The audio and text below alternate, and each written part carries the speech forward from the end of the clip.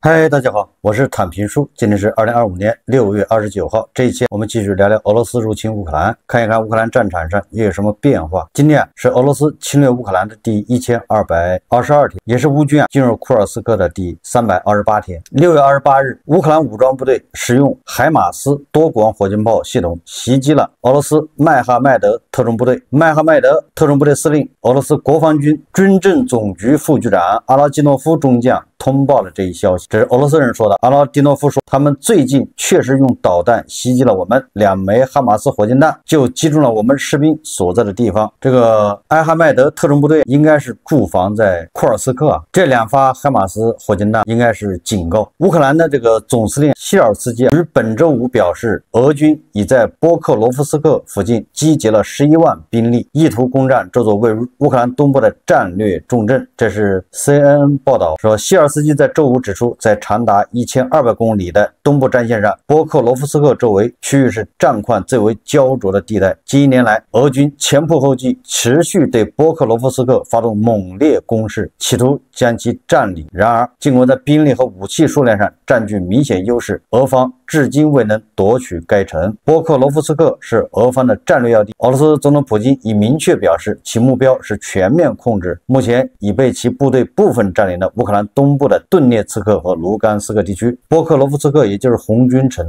波克罗夫斯克虽非主要城市，但地处关键的公路及铁路补给线上，连接着区域内其他军事枢纽。该市如康斯坦丁诺夫卡、克拉马托尔斯克以及斯拉维扬斯克共同构成了乌克兰在顿涅茨克地区任由基辅控制区域的防御中间。谢尔斯基将军上周对记者说，库尔斯克方向的行动一度牵制了近63000名俄军和约7000名朝鲜部队。他说，这使得我们能够削弱敌人在主战线上的压力，并重新部署我方部队。敌人早在2024年9月便宣称要占领波克罗夫斯克，但至今未能得手，这其中一部分功劳要归功于我们在库尔斯克的行动。美国战争研究所在周五发布的最新战况评估中指出，俄军正持续以1至2名士兵组成小型火力组发动攻击，这些小组有时会利用摩托车、全地形车或者沙滩车进行机动。希尔斯基在周五的一份声明中表示，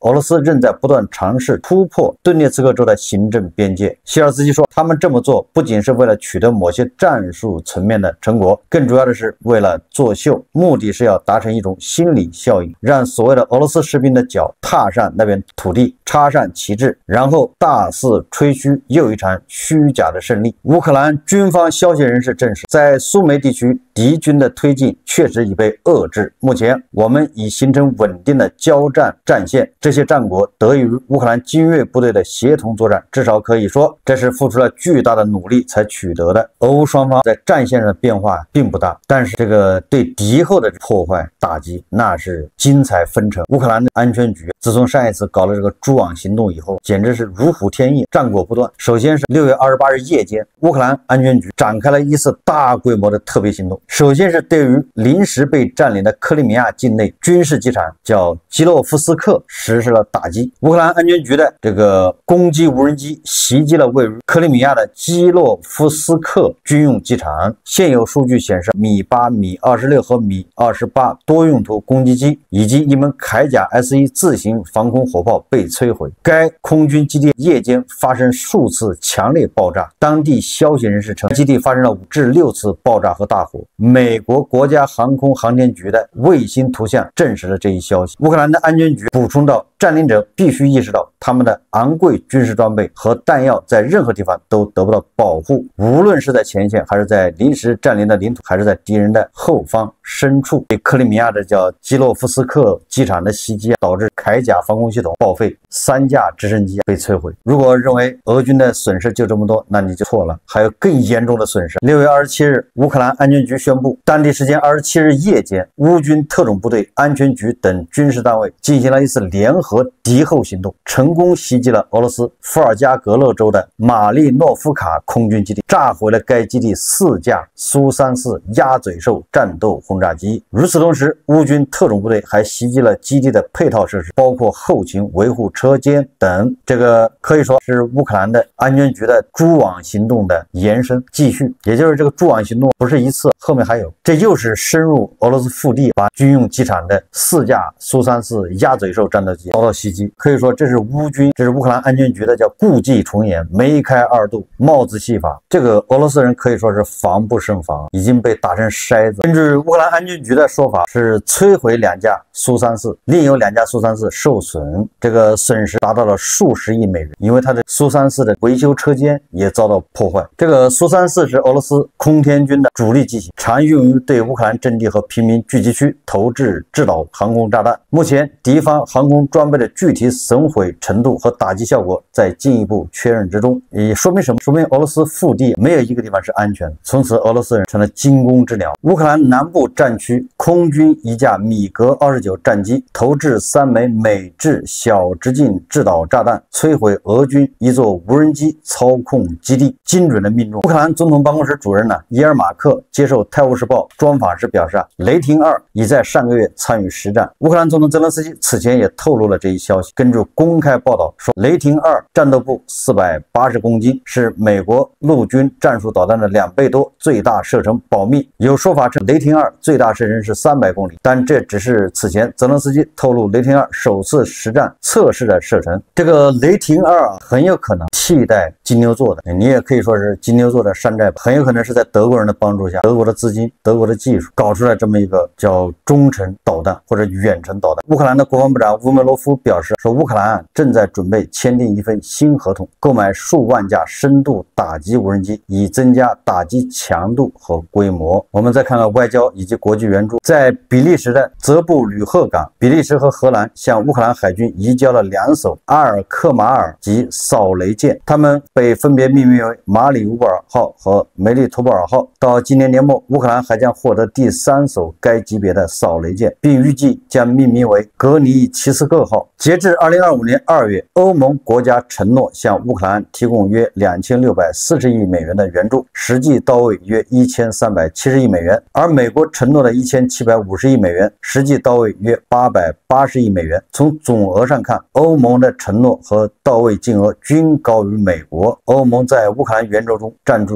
主导地位。根据美国国家利益双月刊网站6月26日报道，今年2月，乌克兰从法国收到首批幻影2000战斗机，这是法国去年承诺提供的这款多用途飞机的一部分，计划提供数量没有公开。最近在海牙举行的北约峰会之前，法国总统马克龙会见了乌克兰总统泽连斯基，讨论了移交更多幻影2000战斗机以及联合生产拦截无人机和加强外交协调等问题。报道称，尽管巴黎没有披露向基辅提供的幻影2000战斗机的确切数量，但据信已经提供了12至20架。在马克龙和泽连斯基最近的讨论之后，这个数字可能会进一步增加。法国空天军可能会移交更多的飞机，而北约成员国希腊表示可能会向乌克兰提供幻影战斗机，因为该国正在寻求获得更新的阵风战斗机。有媒体报道，乌克兰的幻影2000机队还升级了雷达系统以及5G 系统，使之能够携带风暴翼巡航导弹以及法国制造的铁锤制导炸弹，执行对地攻击任务。这个法国援助乌克兰也是力度越来越大。这个法国的国宝级传奇影星叫伊莎贝尔·甘佩尔向乌克兰捐赠150万美元。6月27号，德国总理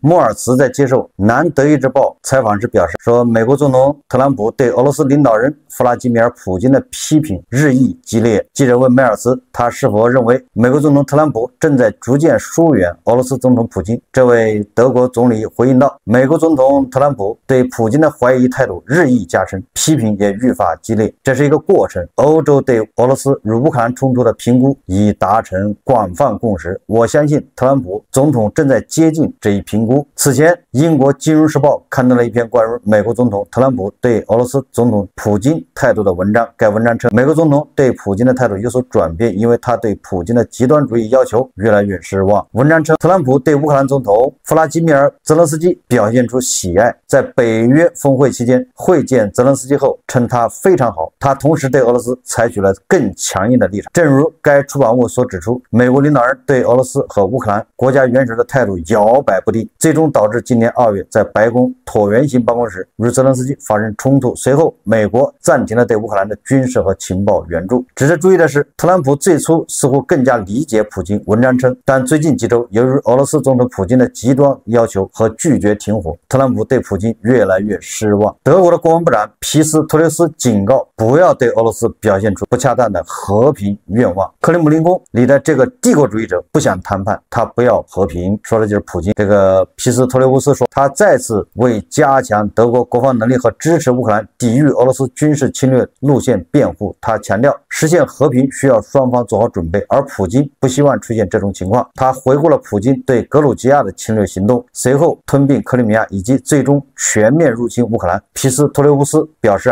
俄罗斯经济已完全转向军事轨道。2026年，俄罗斯军队规模将是乌克兰战争前的2倍。在这方面，德国和北约必须弥补差距。皮斯托留斯强调说，俄罗斯独裁者只懂得武力语言。这个按照咱们经常说的，就是普京只听得懂大炮的声音。第一个直接派兵支援乌克兰的国家终于出现。根据这个澳大利亚《每日邮报》消息，澳大利亚政府作为非北约国家，直接派兵进入乌克兰。这个《每日邮报》这么说，他说澳大利亚将部署100名士兵帮助乌克兰抗击俄罗斯的侵略战争，哪怕是派1个人，这也是打响第一枪，这就是起到带头作用。澳大利亚援助乌克兰的这个叫埃布拉姆斯主战坦克已经到了波兰了，马上就要送到乌克兰，这个也是特朗普同意的。澳大利亚还有不少就是埃布拉姆斯什么 M1A1 那个主战坦克。乌克兰的外交部长西比加表示，乌克兰将推动对俄罗斯石油的主要购买国实施制裁，这个一旦落实，对俄罗斯来说这打击是无与伦比，致命一击。普京真正的梦想是什么？泽连斯基向欧洲发出直接警告，说普京的梦想是看到一个四分五裂的欧洲，边缘化的声音变得有影响力，不再主张团结，而是推动分裂。因此，俄罗斯支持任何试图从内部削弱欧洲的人，不管他有多极端。乌克兰总统在对欧盟国家领导人讲话中表示，当前世界显然处于一个不稳定之中，但欧盟依然是一个强大全球力量，能够也确实在保护欧洲的价值与利益，同时在阻止俄罗斯战争进一步蔓延以及推动和平方面，欧盟发挥着关键作用。没有欧洲，这些都是无法实现的。所以我们感谢你们的帮助。简单点说，就是普京希望欧洲一盘散沙，好叫分而治之，各个击破。欧盟国家元首和政府首脑谴责第三国支持俄罗斯对乌克兰的战争，并呼吁这些国家立即停止对侵略国的任何直接或间接援助。根据乌克兰国家通讯社报道，欧洲理事会网站上公布的理事会乌克兰问题会议结论中指出这一点。该文件中称，欧洲理事会强烈谴责第三国相关行为体和机构支持俄罗斯继续对乌克兰发动侵略战争。欧洲理事会谴责伊朗、白俄罗斯、朝鲜继续提供军事援助。这个欧盟点名伊朗、白俄罗斯和朝鲜。我们再看看俄罗斯，前2天在北约峰会上闹出一个爸爸梗。北约的秘书长吕特说，特朗普就像爸爸管孩子一样。大家可以各自解读，你解读成什么样都行。你也可以调侃欧盟，调侃欧洲，也可以这个调侃美国，调侃特朗普。我认为，由于特朗普这人的性格，特朗普目前这个特性，我们说俗话就叫顺毛驴，有的时候会有出其不意的效果。所以现在很多领导人都哈着他，我们说通俗的，这不就是顺着他吗？说对吧？所以吕特北约峰会开得非常顺利，所以他就顺着特朗普。很多黄俄受不了，认为这是欧洲人奴颜卑膝，什么谄媚、自甘堕落。要说拍特朗普的马屁，还有谁比普京更会拍的呢？普京当着这么多记者的面，他在那个什么明斯克欧亚经济联盟峰会面对记者，他说毫无质疑，特朗普是一位勇者，美国总统唐纳德·特朗普是一位勇者，这一点毋庸置疑。大家看视频。Я отношусь к действующему президенту Соединенных Штатов с большим уважением. Он прошел очень тяжелый, сложный и небезопасный путь возвращения к власти и в Белый дом. Мы все это хорошо знаем. Вплоть до того, что пережил покушение, причем не одно покушение на его жизнь. Он мужественный человек, это ясно. То, что он делает внутри страны, то, что он делает в сфере, там, скажем, ситуации на Ближнем Востоке, и его усилия по урегулированию украинского кризиса, мы, конечно, все это очень ценим, и я уже говорил об этом, хочу сказать и публично, и сейчас. Я считаю, что президент Трамп искренне стремится к урегулированию вопроса на... 不知道这个正能量黄俄怎么评价普京呢？难道这个说明普京给特朗普跪下了吗？这个是普京在拍特朗普的马屁吗？讨好特朗普，这是在谄媚特朗普吗？怎么解释？所以说，像泽连斯基顶特朗普，不得已而为之，不顶是最好的，顺毛驴，反正拿嘴说，对不对？也不是真给他。这个还是在这个会上，普京说俄罗斯的国防支出为13.5万亿卢布。普京表示，俄罗斯国防支出这不是一笔小数目，国家为此付出了通货膨胀的代价，但国家正在努力应对通货膨胀。也就是特朗普普京已经开始承认俄罗斯国内经济出问题了，至少是部分的承认了。俄罗斯国防支出占 GDP 的 6.3%， 为13.5万亿卢布，约合1700亿美元，而我们的 GDP 总额是223万亿卢布。他说，所以223万亿卢布中含有13.5万亿卢布国防支出，是多还是少？不算少，我们为此付出了通货膨胀的代价，但我们目前正在应对通货膨胀。俄罗斯2025年联邦财政支出预算是 41.47 万亿卢布，其中国防开支占比 33%， 社会政策支出 25%， 预算赤字占 GDP 的 0.5%， 主要依靠国内政府借款弥补。这个俄罗斯国内的经济到什么情况呢？这个俄罗斯央行行长说，促使经济发展的资源中，许多现在已经真正枯竭，就是俄罗斯用来发展经济的这些资源已经枯竭了。俄罗斯央行行长纳比乌林娜坦诚地表示，过去2年增长源于对闲置资源的利用，闲置劳动力胜于产能、银行资本和财富基金。他警告说，这些资源中许多现在已经真正的枯竭。这是莫斯科时报报道。俄罗斯人的信用卡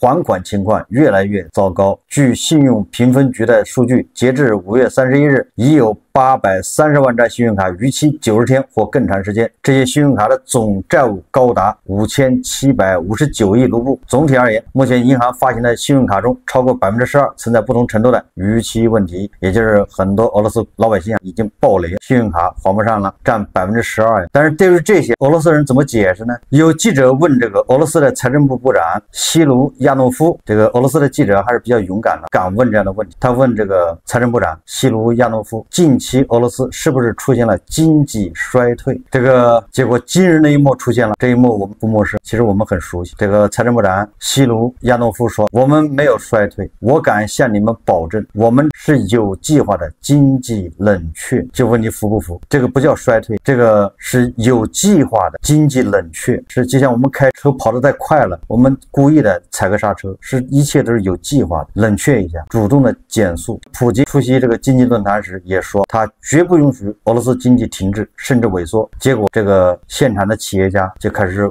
大倒苦水，成了诉苦大会。为什么？对这些企业来说面临的融资利息利率是 28%， 那哪个企业不借钱呢？企业满负荷开工生产，赚的钱还不够支付银行利息，这怎么坚持，对吧？增长？普京只能是笑而不语。2024年俄罗斯企业综合赋税已经是达到 45% 以上，所以这些俄罗斯的私营企业只要一开工就纯粹在做贡献，自己在失血，所以这些私营企业是纷纷的在停产倒闭，只有国企能活下去，因为反正国企是大头的。这个叫屋漏偏逢连夜雨。俄罗斯国内经济不行，本来靠这个卖几架飞机，靠这个卖一些军火，还能骗一下印度、伊朗一点钱，结果这个恐怕也难了。根据半岛电视台消息说，伊朗对俄制防空系统失望至极。伊朗媒体报道，防空网在此次战争中糟糕表现，正促使伊朗重新考量合作伙伴。在去年10月的冲突里，以俄制 S-300为主体的伊朗防空网就已经被证明在应对以色列空军时毫不起作用。伊朗军方发觉进口的俄制先进防空系统被击中后就现出了原形，像所谓的相控阵雷达实际上只是罩了个壳子，壳子下面依旧是老式的雷达天线。一些伊朗专家表示，长期倚仗俄罗斯的军事合作是个重大的战略失误。俄罗斯既无能力也无意愿助力伊朗提升军事实力，特别是构建可靠的空中力量。总之，伊朗恐怕已经不打算再跟俄罗斯买武器了。现在有传言，但这这都是传言。伊朗要跟某大国采购飞机，不光是伊朗，连印度现在都在重新考量要不要这个俄罗斯的武器。所以这个俄罗斯指望着靠卖武器来改善一下生活，这个恐怕也很难了。俄罗斯的国防开支占 GDP 的 6.5%， 经济就要崩溃。当然，这个恐怕不止 6.5%， 他们自己公布的数字不一定可信。就按 6.5% 算，他们也已经快崩溃了。欧盟现在还在 2% 呀 3% 啊，在路上，到2035年才到 5%， 就才 2%， 就是俄罗斯就耗不住了。你说双方互相加码加仓，加了 5%， 这俄罗斯能跟得上吗？印度时报报道说，俄罗斯因自身在对乌克兰战争中的需要，第二次推迟向印度交付最后2套 S-400地对空导弹系统。这印度人干脆退货算了，对吧？现在反正还没交货，仅退款，实在不行多拉他几船石油算了，对吧？即便他交付了 S-400有什么用？那就是个摆设啊，心理安慰。好，我们这期节目就聊到这，感谢大家收看。如果喜欢我的节目，欢迎订阅转发，也可以在下方留言评论，谢谢大家。